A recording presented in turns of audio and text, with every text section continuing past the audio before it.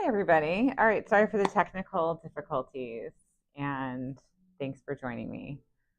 If at this time there is anyone who is watching this stream and could just type a little moment into the chat, that'd be amazing. In the meantime, thanks again for coming by. I'm going to show you what we're going to be looking at today, a little landscape painting. And as we can check out that reference, and I'll just explain the process as I check that this is in fact working. Stand by for just a moment.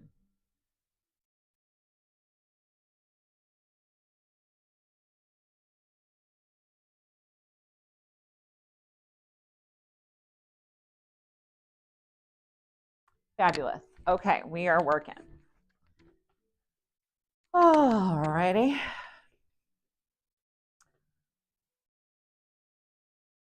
So this is going to be let me talk to you again this way. This is going to be a 3-part painting series. So you'll see my process develop over the course of 3 hours, and I'll talk through the entire thing if I can remember to do so. And if you have specific questions or you want to see something a little closer, or you just can't understand what is actually happening on the painting at any given time, you let me know and I'm happy to answer it. So without further ado, let's get into it. I will start with explaining that this is going to be going on a very thin acrylic wash that I did on this canvas. It's 16 by 20. And so having that color underneath, I think, really saves a nice amount of work and like a certain amount of time to get started. And I know it can be inconvenient to have 2 sets of paint, but sometimes it really does help to at least have a few basic colors, even in a really cheap student grade acrylic. That's useful. Okay, so to get started today, I'm going to be using some Gamsol odorless mineral spirits, and I'm just using them straight out of my cleaning jar, which has been sitting for a number of days, and I know that all the sediment has settled to the bottom. So I'm not worried about like paint colors contaminating it or anything. And I've been thinking about this reference, and it really poses some, I think, excruciating difficulty because we've got all these delicate branches. And in the reference photo, it can be very like daunting to think about, every little branch. And I want to work today and throughout this process, I'm kind of weaving these branches in through the layers starting immediately. And I'll talk a little bit more about what I mean by that.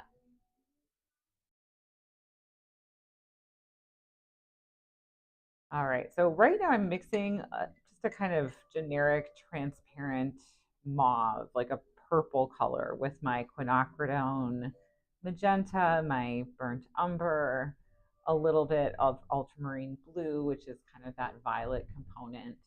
And I have this terpenoid or Gamsol, whatever it is.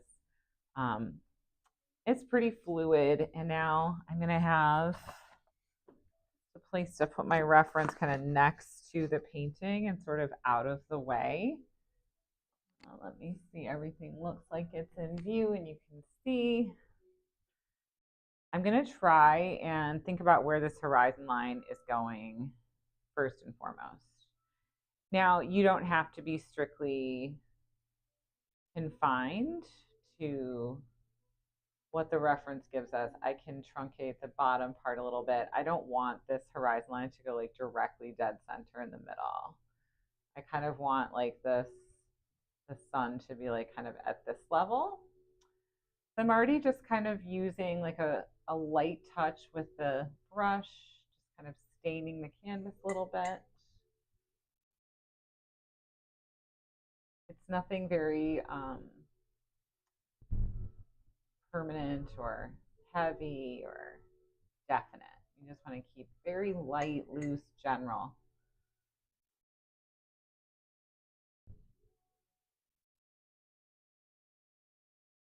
I'm thinking about like the positioning of this color patch that's going to be this trail. And this is one important little consideration here, how these kind of play together, these shapes of like the curve of the trail, this like intersection in the path. And I mean, I feel like it's pretty obvious that the natural focal point or focal area of the piece is over here, right? One of the problems, and I think everybody who's attempted to paint trees can relate to this, is that you don't want your trees to feel pasted on. Putting those trees on top of a finished background can be incredibly frustrating because they don't look like they're a part of the landscape. So even though I have just that base color yellow down already, I'm trying to find those trees in there just as much as every other element. Kind of adjusting where that line's going with a little color variation.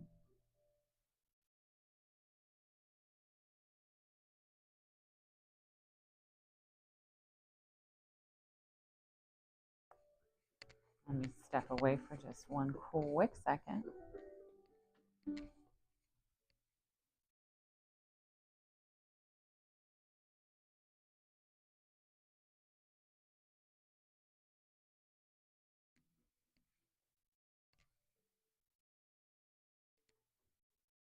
Alrighty. And I can use this little transparent stage in the painting to develop even a little sense of the colors that I'm going to be using throughout the piece. So I keep adjusting this little pile that I'm brush mixing with a little more quinacridone, a little more ultramarine blue. So you have a lot of freedom even at the beginning with color. And if it goes on too dark, we're using the light of the canvas right now to kind of build. And I don't want to do this too quickly. I don't want to just close everything in and not have the opportunity to create these layers and create the variations that I think will be like easy and effortless ways to depict all of these various textures and layers of nature. I'm already kind of thinking about where these trees are going to go. And, it's always important to remember that every element that you're placing, it has like a weight, like a visual weight. And there should be some balance. So if I were to fully draw in one tree, then I have a lot less opportunity with what I'm going to do elsewhere. I just think it's really a good practice to try and kind of see things develop all over and very, very gradually, very, very softly. So that's why we work with these transparent colors. Some of this might show through. It might be a really nice starting point for layers that come above it. And it might even be that there are moments of these colors that end up being like the finished surface of the painting. I love that look of seeing the different consistencies of paint showing through in a picture. A little color difference. And I'm using a really tiny brush and I'm feeling like I want to just move this up a little bit since it's a big piece. This is a 16 by 20. I think it's fairly large for this little, as a quick 3-hour oil painting. I do feel like time is of the essence for sure. This is not going to be one that is be lingered over. Of course, maybe I'll just leave it sitting out after these 3 hours and decide that I want to spend an hour or two more kind of like finishing things up. And if I ever do that, I'll come clean. I'll let you know. I don't mean to cheat. It's just that sometimes, you have that painting sitting around and you just see the thing that it needs. And I think that's what's kind of happening with that last seascape that I painted. And if you are interested in checking that out, feel free to join that one. You can find that someplace, the channel history.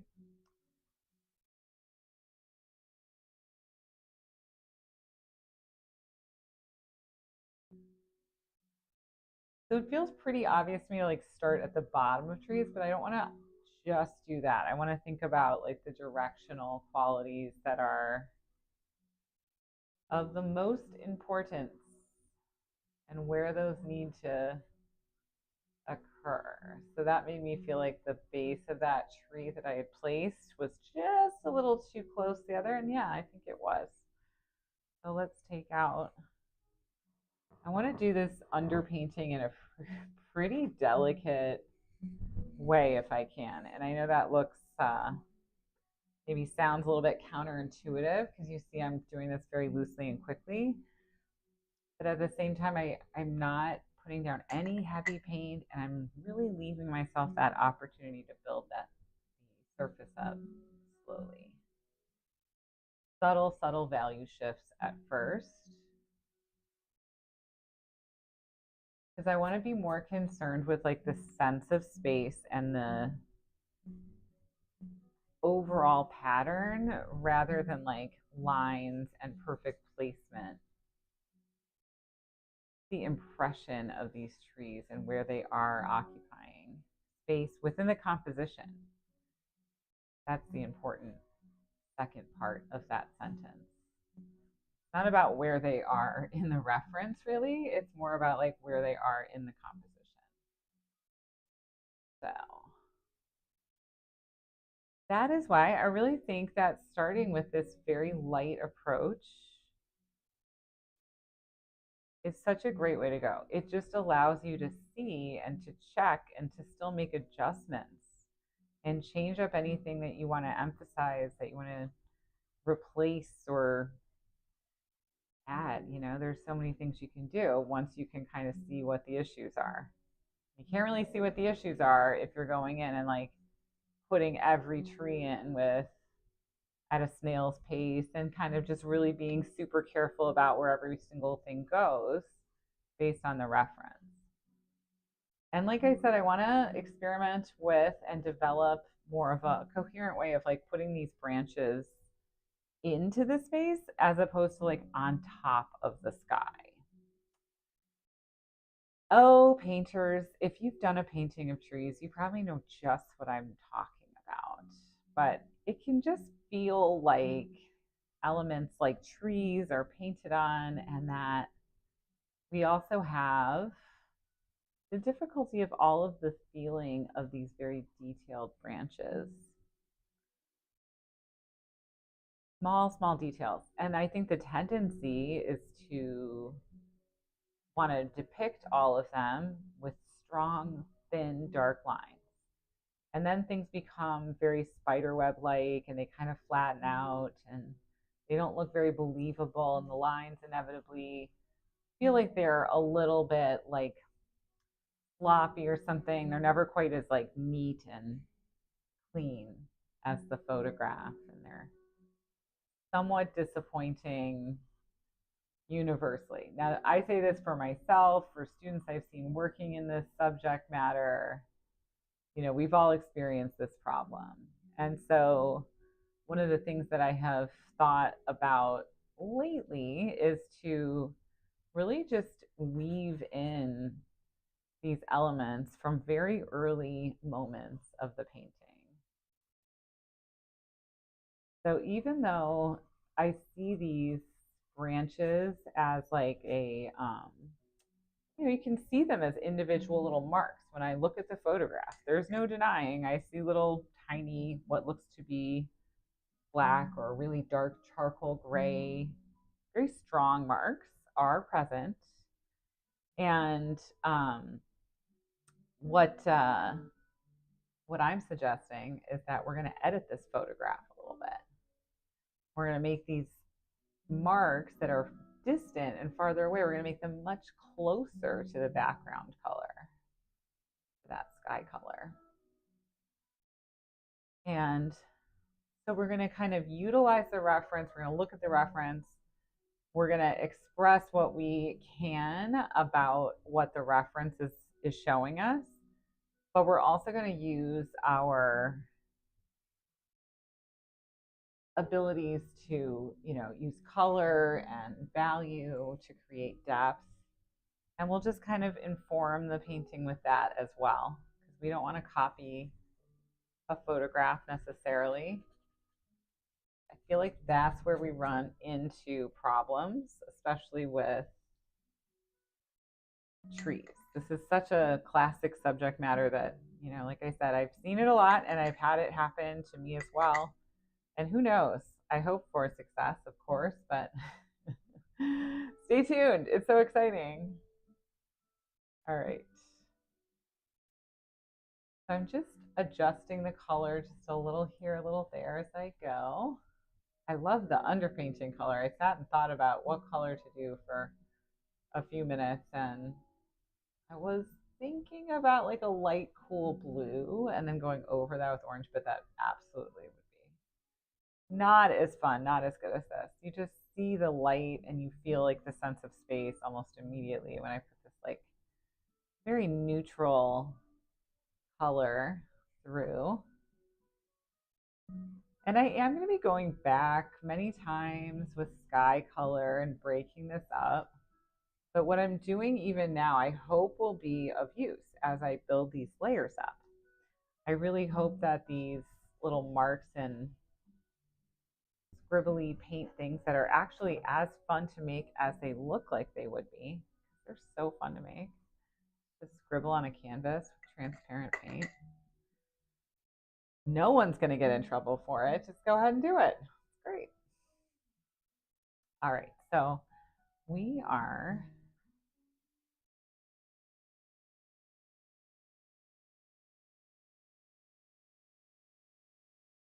thinking a little bit about like the placement and how this area is really the situation. This is what it's all about.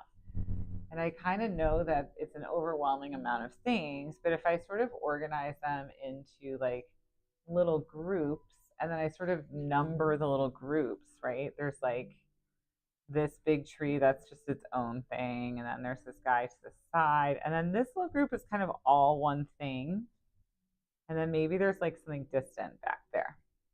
That's how I sort of think about these things, and hopefully that makes sense. I'm trying to simplify. That's really the goal of this stage, is just keep it as simple as you can. It's like reducing an equation, but instead of getting there at the end, you have to start there. And you get more complicated. You want to see what's there. That's fun. That little directional quality. And yeah, like it's such a fun thing to flip back and forth between the directional qualities that you are detecting and that you want to emphasize and that you're like adding to your piece. And then you can look at the reference and see, and what are we getting? Are we creating a similar sense of like rhythm with these marks and space with the colors, really fun. You flip back and forth between thinking about like the structure and building this as like a logical space of thin, dark color, and then looking at the reference and seeing if you're getting like the simplified version of it.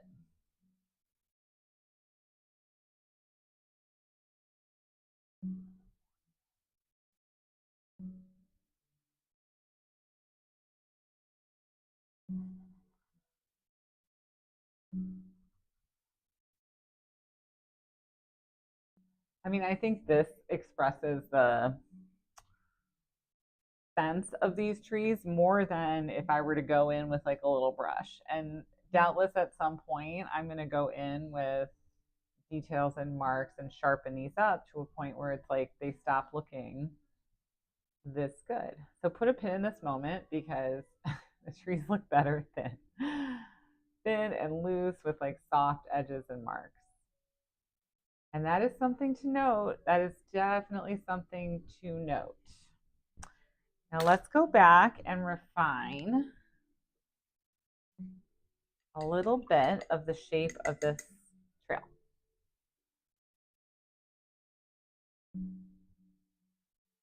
That's going to be a decision about where that horizon line is going. So is it this way and then this way?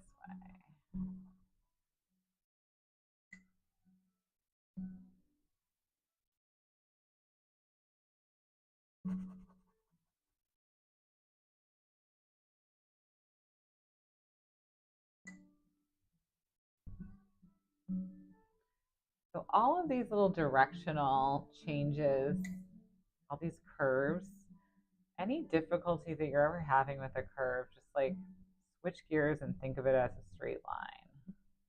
It could be overlapping straight lines. And that will tell you more about kind of curve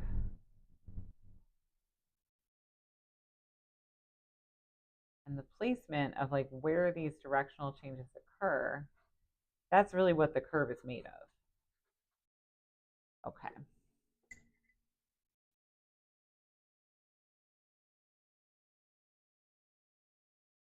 And hopefully with each step, I'm getting a little bit more information each go around in these major marks, lines, and angles. And then here I want to note like a little darker, a little bit heavier paint, just a tiny bit more of a notation of like this little group of trees. I have to start really thinking about the placement of the sun.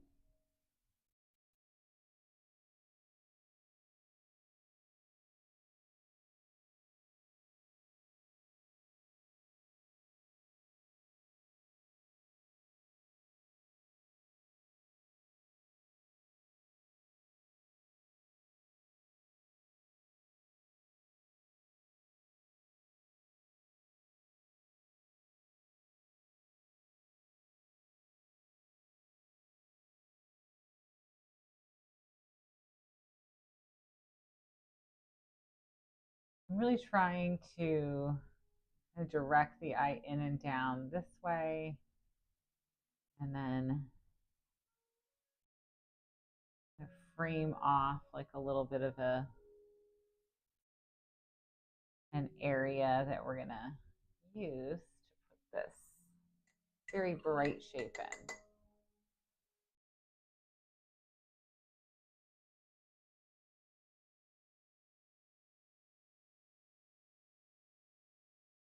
And you can use a rag or like a little cotton cloth to lift back out, which is a perfectly lovely way of developing the light and shadow pattern in your piece. If I kind of want that to be a lighter area, lifted that out.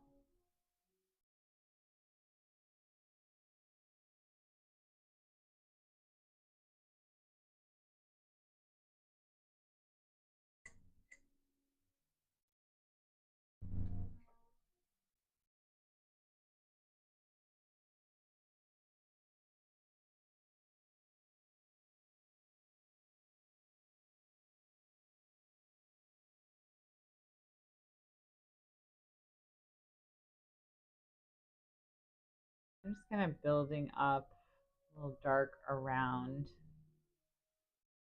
where the sun needs to go.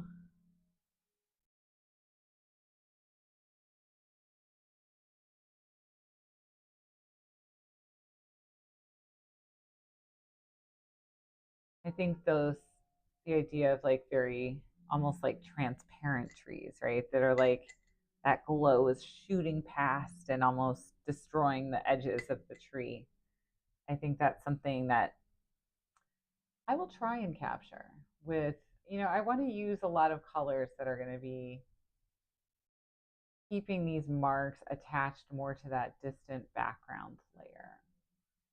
But of course, before we get to attach to any of these marks, we have to realize that we're putting a layer of paint very soon over much of this.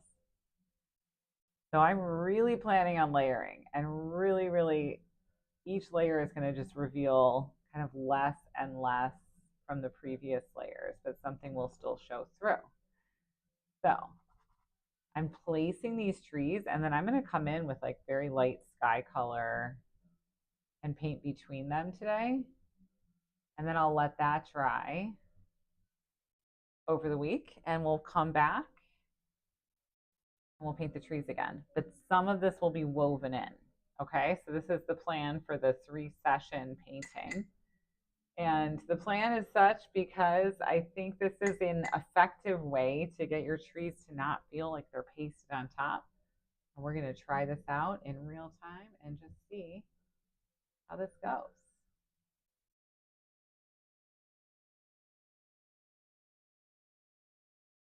Love that very shocking, beautiful blue color. I did alter this photograph a little bit and just push some colors, by the way. Can't tell. I actually enjoy working like that, and I think it's, it's not something that I'm like copying the color exactly. It just gives me like more contrast and more of a sense of like what I want to emphasize color wise.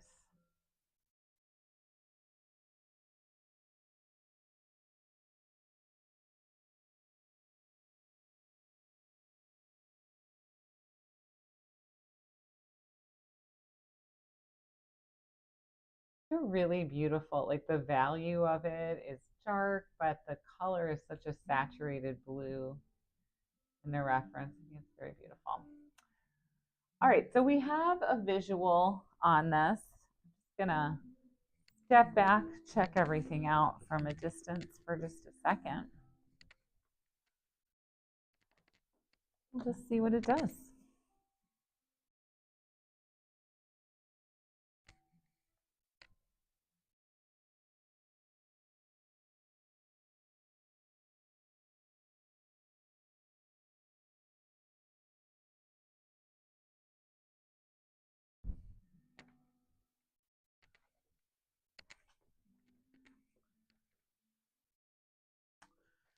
Okay, here goes nothing. Let's see what we can do.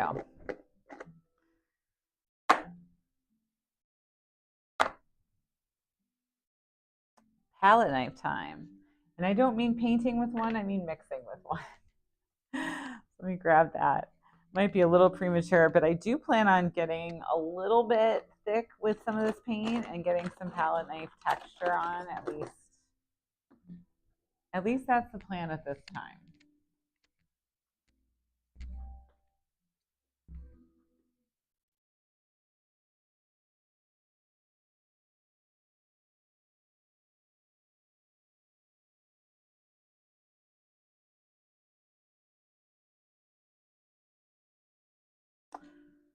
So I want to mix some opaque color here, and I'm using cobalt teal and ultramarine blue, a little bit of white, and then I just grayed it out with the tiniest bit of burnt umber, which is such a beautiful color, just to like knock down the saturation level of a blue since it is like a darker orange.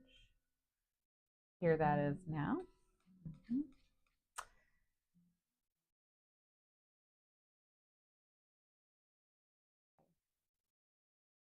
Like that. The yellows can be, we're going to do that in a minute. It won't make a huge difference visually, but I do want to get this beautiful pinky purpley color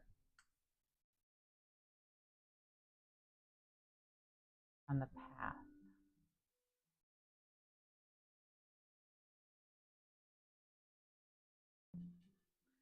One of the things about color mixing that I've noticed, and I say this all the time, and I'll just say it again, is that as you're mixing your color, you might know this color is not the color that I need. And that's fine.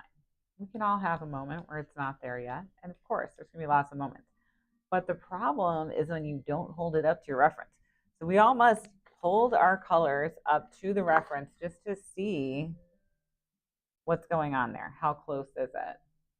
Now, when I hold this up, it pretty much, the palette knife kind of disappears in there. So I think that is my sign that that's a perfectly lovely color to block things in with.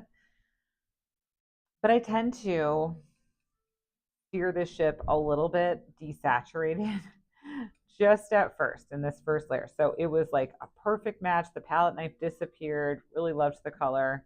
And so then I just decided to make it darker and a little bit more brown because I find it's so much easier to just start one half step down and then like pop those super saturated colors on top later, not now, but later. And we're, again, very lightly gonna do this. We're just gonna really want some nice light areas to be built into the paint. Hi there, Susan. Yeah, thank you so much. I love this reference too. I took this picture myself at the Grove, and I'm going to put it on the website as soon as I can figure out how to do that without kind of sabotaging my website right now. It's a little under construction.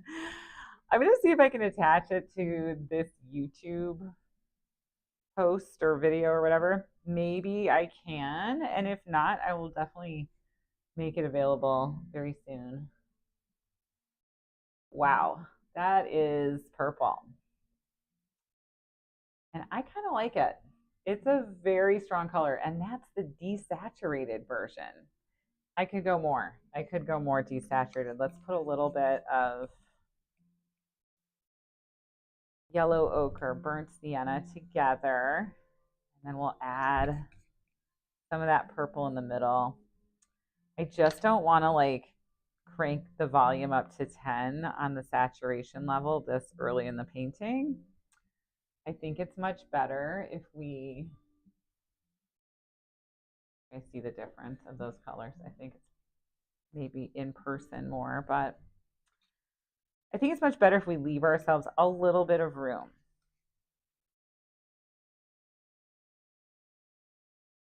And now I want to go a little lighter and a little cooler. The color I'm looking for is someplace in here, and I keep having this idea of like, okay, nope, now it's too light. Now I need it to be more purple.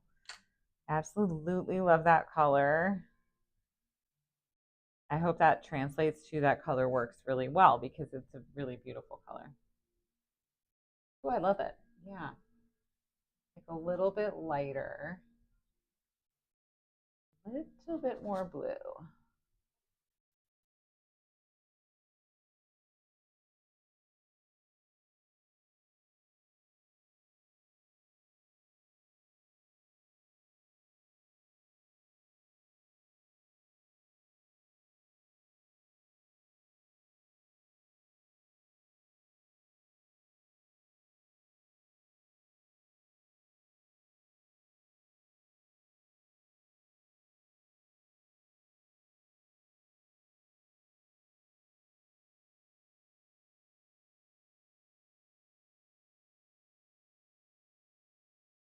And some of this, I'm just going to scrub out like a really light dusting of color because I just am getting the sense that just that over the underpainting, maybe with a little more pink to the color, for now might be a good way to shorthand what I'm seeing. I love it. That's fun. Might not love it 20 minutes from now, but right now it fits really well, I think.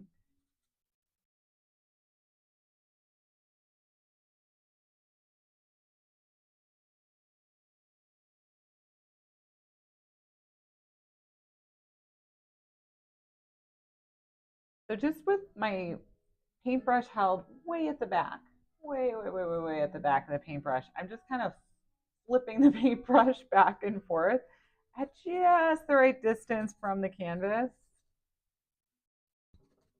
You can get this like little, hopefully you can like hear that sound a little bit. That's like a very flicky sound, no resistance, because we have a little bit of medium in the paint, and If you feel like you're using your paint and it's dry and scratchy and dragging along the canvas, that's time to add a little bit of something. And what I like to add, because there's so many choices, but what I like to use is the mixture of linseed oil and like an odorless mineral spirit such as Gamsol. Now I'm noticing here this cool like zigzag back here, which I'm going to try and emphasize, like a little secondary Z shape this way, this way. We'll just paint right through those trees. Don't worry about it. It's going to be fine. All right, there we go. This is like the same application that I feel like it's going to be useful for the sky. So bear with me as I kind of just use the rest of this color up, and we'll just work our way up a little bit. I want that blue to be a little more blue. Really, really, really soft application, so thin. I could just paint over that, right over it. And so much of, I feel like the enjoyment of painting has increased because I kind of now, I don't know, at least I am aware of the the issues with like paint consistency and just how important that is to the plan. Consistency is really, really important. So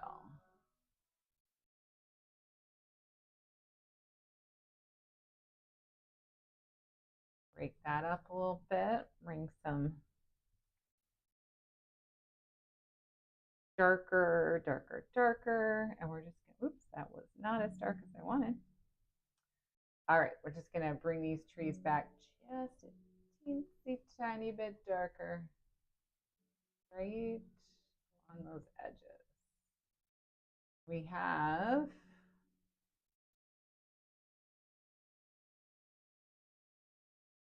very dark values for these trees. So just to start establishing a little bit of a difference between the trees and what's next to them. Lighten up that blue so you can see it.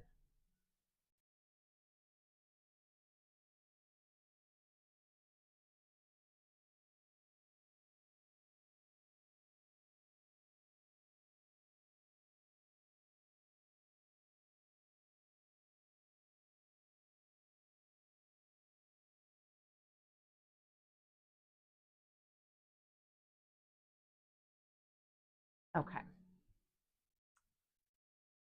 Wiping out the brush, I'm just going to go back through and see if I can't focus just for one more second on like the forest floor situation. I just added a little bit of cadmium red to the color because this warmth, oops, did not come through. Add a little bit more. A little bit of light.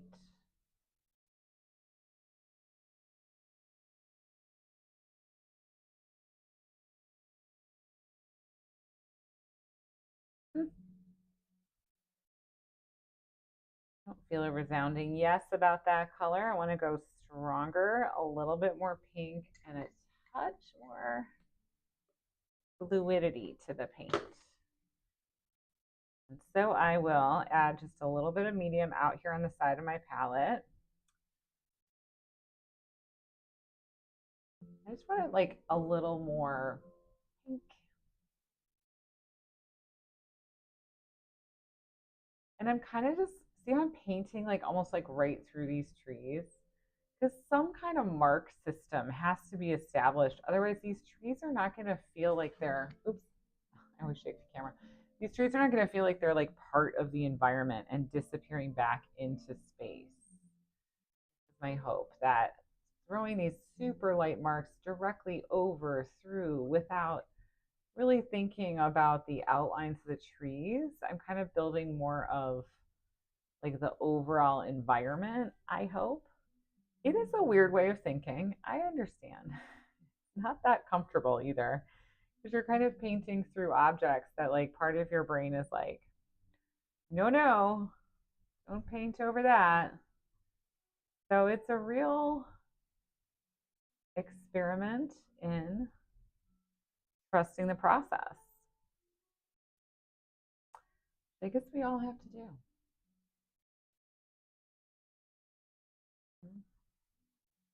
I still haven't really differentiated the trees by like their lightness, darkness, or other issues, attributes, but one felt like it needed a little more something, a little more weight.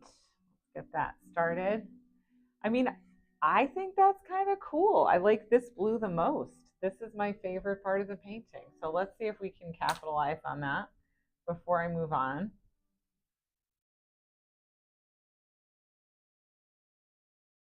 So sometimes like you kind of like a thing about the painting, and this is the best thing. Don't look for the things you hate. I mean, you're gonna see them anyways. Believe me. And I know you all know what I mean, right? Like you're gonna see the stuff that you don't like, but really go out of your way to note when the stuff that you do like is happening, and then definitely do more of that. So I really like that blue against that tree. Oops, that tree color. Um, and I'm just gonna make a little note of that lighter blue. It's not light, but it's lighter than when I'm putting it over. And we'll just kind of start thinking about how that color could be used as this painting develops.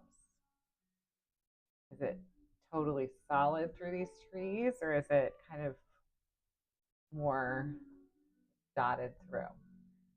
I'm going with dotted through. I feel like that's kind of interesting and a little bit representative of what I'm seeing too. And I realize this reference is just a small photograph altered on a computer, but what I'm seeing does not mean like what I'm just looking at in this photograph. You know, what I'm seeing is like trying to feel like what I remember about that space or spaces like it. You don't have to have been there. You can kind of overlay your own sort of ideas. That's part of like what you're seeing. And your ideas might just be memories of like a similar place, just a feeling about what that light would look like, what shapes you're seeing in the reference. But I don't want to like mistake that for, what I'm seeing specifically, like this color is exactly this, or okay. So I want to go darker here. And I don't want to make too much of a thing about nailing these values down, but right along this horizon line, this is a pretty key little section. I got to make sure I have all the room I need.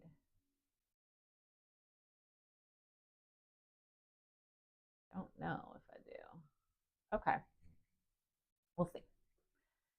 I'm gonna solve this with purple. Like I just want to shove tree over a little bit. And I really want a color that's going to contrast with that beautiful kind of sunlight that we'll be putting in here.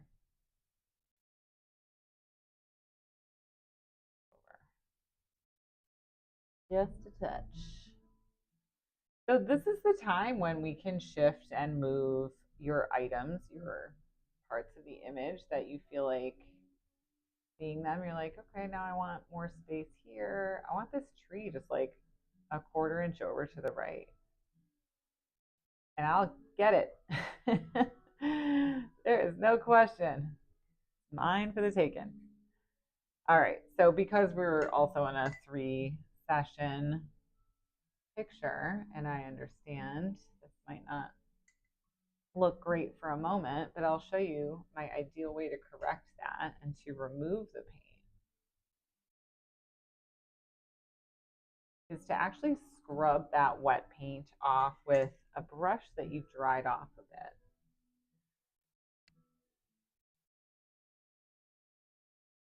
I usually do start from a photograph. That's just like, that's such a good question.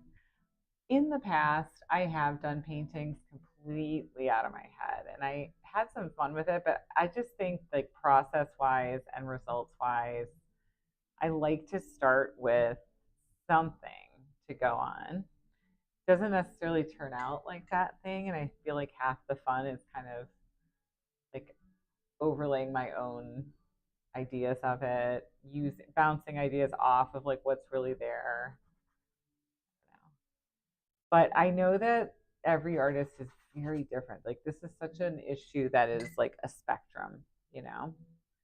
Everyone has like their own kind of level of comfort with working directly from reference. Some people are very intimidated by that and really only want to work out of their imagination. I think that's really interesting too. Maybe some people aren't intimidated by it, but they're just not interested at all. I've also met artists like that. They're like, if there's a photograph, why would I be interested in changing and, doing another version of it? But I kind of see a lot of value in interpreting representational images, whether they're photographic or you're viewing something from life. I think there's so much ability and, you know, opportunity to like change things and to find really expressive things. And I think the fact that the images are recognizable too makes them, it's often like something that people can maybe relate to a little bit more. That's not always the case. Such an interesting question. Well, I will say that one of my favorite teachers said that realist painting is always a synthesis of realism and abstraction. And that's 100% true. You really have to consider the abstract qualities almost more like the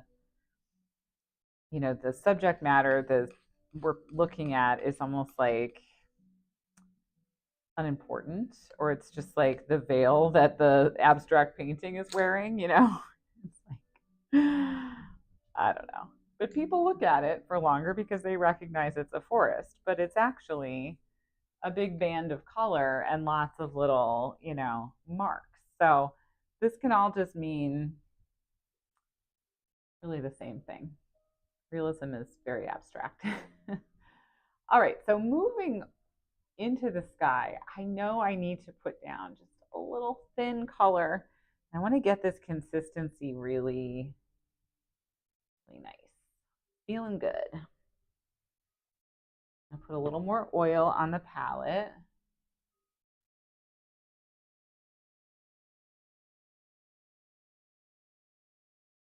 Wow. And then I am just going to grab some purple and a little of this cadmium because I just want to gray that out immediately. It's so blue against that yellow. And so the cadmium's kind of orangey. The purple has some blue and some red in it. They're going to kind of work together. Will be a little bit less saturated. So much better already. Now it's just a little too dark. So we have to determine, do we want white or do we want the light of the canvas? And in this case, I definitely want white. So we're going to lighten this up. More white, more medium.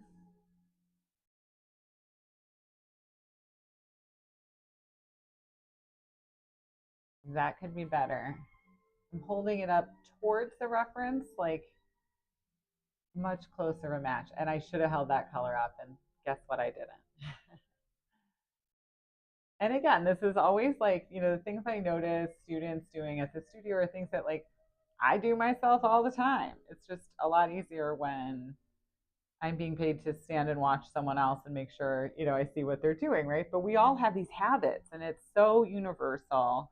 And I know that all of my teachers had certain habits that they would tell us not to engage in, not to use.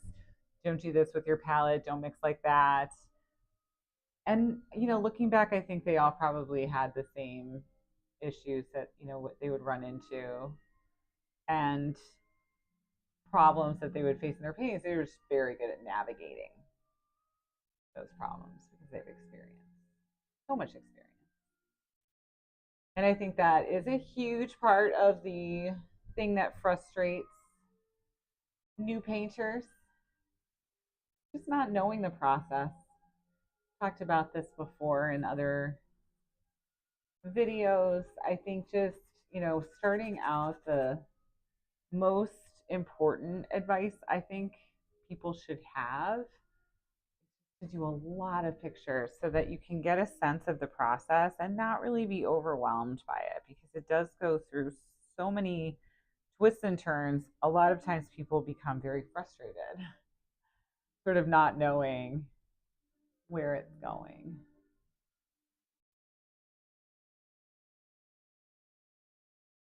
And then hopefully, watching little demonstration videos can help. That's another way to like get to know the process. So right now I am just trying to get a little layer of color over the sky, and I'm kind of going over very thin transparent paint with a little bit around the paint. I'm keeping this color so thin and transparent that I can kind of layer over. And I'm emphasizing a few little directional kind of meandering curves and turns. What I like about this reference, I don't want to change too much, and that is such a beautiful range of color in the sky and the ground plane. And I feel like just having that shape, a great shape. I don't think I could do anything to improve on it. I think I'm going to try and capture just what it is. So let that be kind of like the guiding principle of like what you take from the reference, like what's working, not what's there. And I get caught up in this all the time. I'll start to think to myself, why isn't this detail working? Why isn't this shape, correct? What's wrong with this? What's problematic? And then I often will realize that I'm just matching the reference because my brain has just clicked over to match what you see mode. And it's an unnecessary and somewhat unproductive mode to be in. So be discerning about what you choose to match. All right, let's see what else we can get in here. Got a few more minutes. I'm going to take this color into a slightly more pink.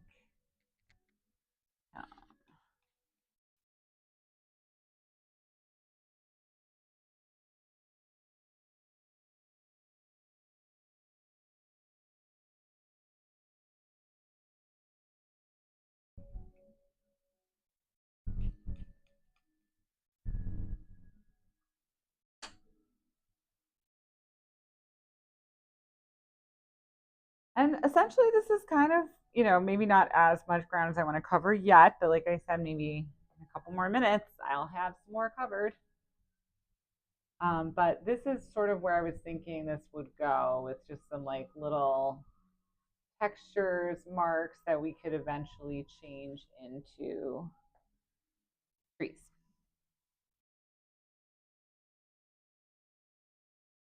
Need a little bit more white.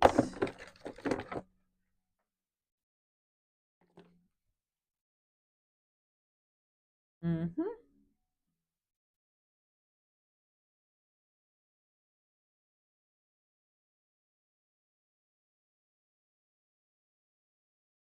All right, we're talking about clouds in here. These beautiful underpainting yellows and oranges, I just think look so good against this kind of lavender color. I'm probably standing directly in this view. So, I always think that's a good sign when you really like the colors of the painting that you're working on. When they just look nice on the palette. And if they don't, I mean, is there something we could adjust, adapt so that you like the colors? I think having like a good sense of like yes about the colors is that's an important thing. They don't have to be totally exact. I know I just said you have to have a good sense of yes about them. That just means they're moving towards the right color. You have so many opportunities layering these colors in to really refine them. And I could see if I go a little bit more blue there next to this little violety cloud color could look great. Let's do it. A little bit more blue.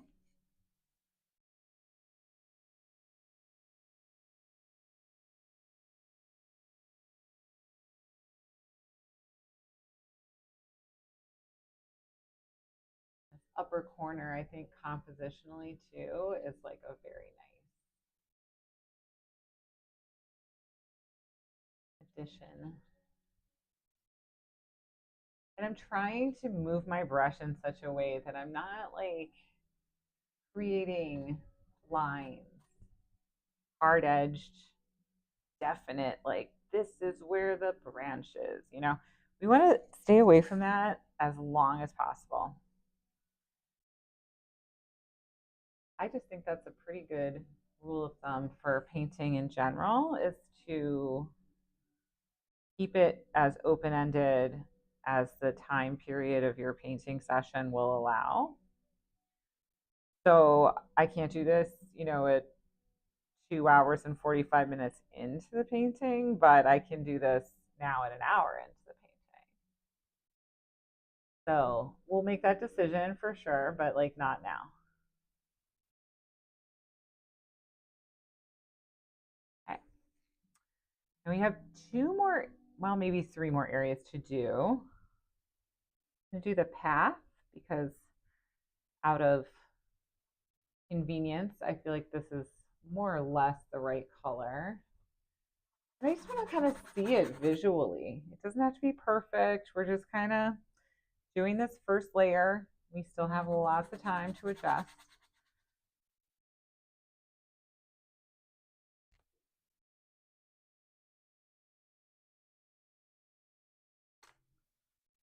And let's see. I feel like we're going to try for a little bit of like an orangey yellow, quinacridone red, a little bit of cadmium yellow medium, and then a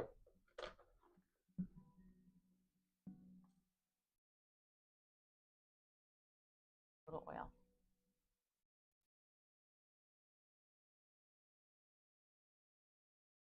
And again, just like a thin kind of brushy wash.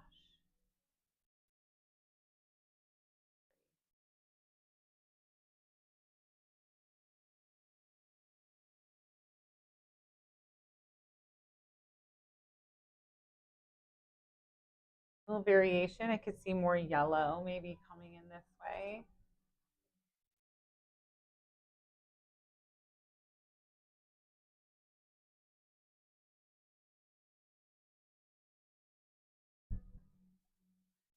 And I don't want to have anything too flat. I want something to work for possible distant branches next time. That's where I'm going with this. I hope that this comes together in the way that I think that it will. And I hope you guys come back. If you are still around, please like and follow. I'm trying to, you know, do all the things that everyone's always trying to do. What I would love to do is to take YouTube live with me when I go out landscape painting this summer. And to do that, it would be most convenient to have 1,000 or more followers. All right.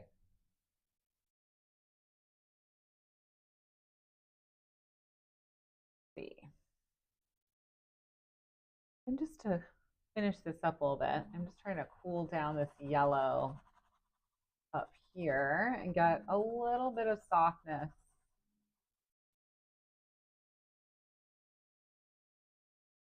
You could hear that brush just scratching over the surface. This is a very thin layer of paint that we're applying. But I feel like it is kind of necessary to get that yellow going. see, a little more white paint should do it.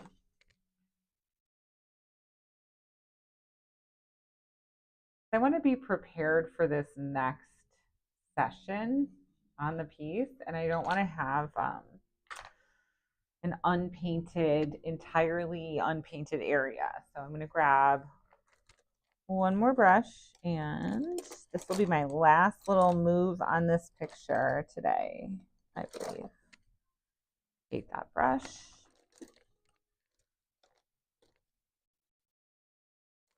Love this brush.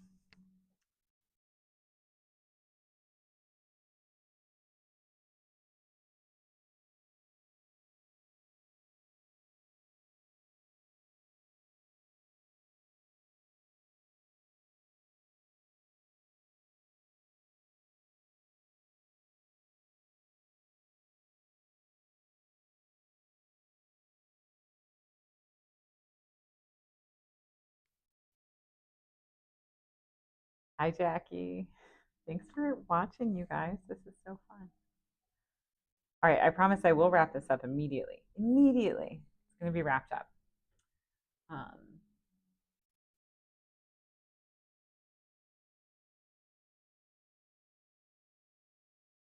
A light layer. I like this color finally. Was not feeling everything that was going on, that very saturated yellow underpainting was like feeling really gray. So that is a prime example of how just using a slightly grayer color in those first layers can be a little bit easier to work with. But, you know, we sacrifice that ease for the strength of that yellow color under everything. And I think in this case, that's a really good sacrifice. It's a good choice.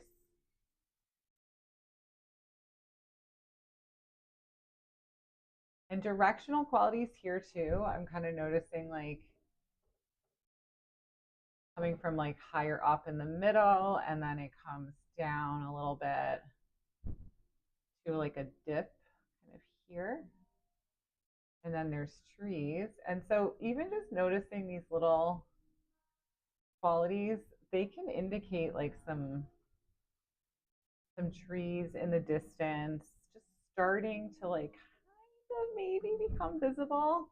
Like that was the goal for today. I just really want to have these trees starting to weave in as early as this.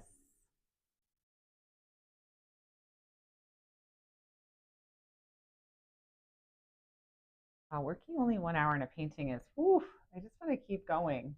However, I feel it is about that time. I'm going to throw whatever's on my brush down here, just to kind of bring that up to speed.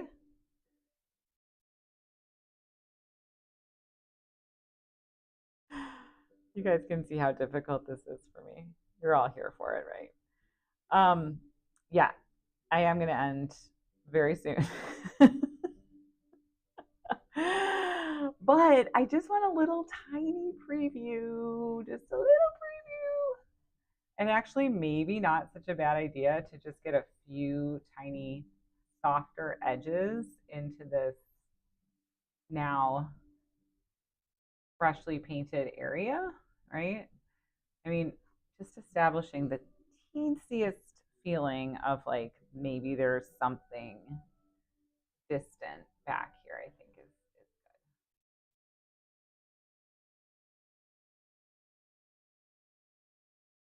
Almost like scribbling. It's not very like specific. I don't have much paint on here, but I think it's like as much as it could tolerate and still give me these marks.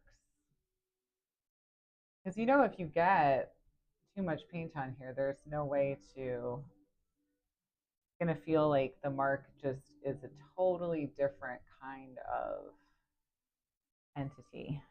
You can paint over that wet paint, but it really won't go down the same way. So having this all set up, it is a really difficult place to stop because I'm kind of all set up. I'm just going to go a little bit longer. Trying to get like a little touch more information so that I think mostly about the directional qualities. We're still not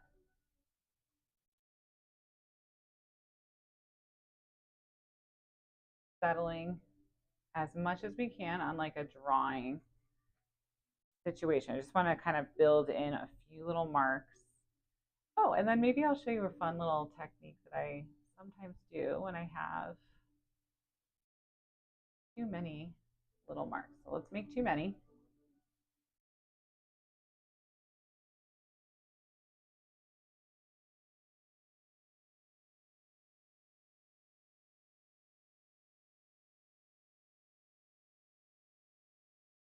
And this is like a brownish red. It's very distant. I'm hoping that this stays like locked onto that background layer, more or less. And then we need a few marks toward the top of the image to balance.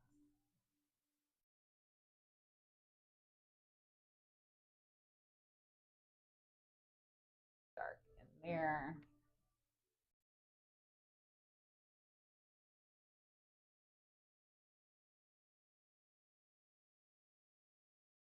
Okay, that should do it.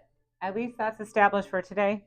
And then just briefly, as promised, one of the nice things to do when you're kind of wrapping up and maybe you have too many little marks or something sitting a little sharp, you can just kind of take your clean dry brush and just give it like the lightest little scribble this way or that, and you'll get like beautiful little directional textured marks on the surface. So here with that one, maybe I'll try to take that mark across a little bit. And this is very subtle, but it's so key, I think, in like keeping a fabric that makes this feel like it's like woven in. Okay, thank you guys so much for joining me today, and I will definitely be back at this for the next 2 weeks. If I can attach the image to this post somehow, which I'm going to check out shortly, I'll do so. Otherwise, you can look for it on the Insight Fine Art Studio website. As soon as I can get that up, I will. If you'd like to try this painting, and I would love to see it if you do. So if you do work from this reference, which would make me so happy, please feel free to share that with me. You can email it or post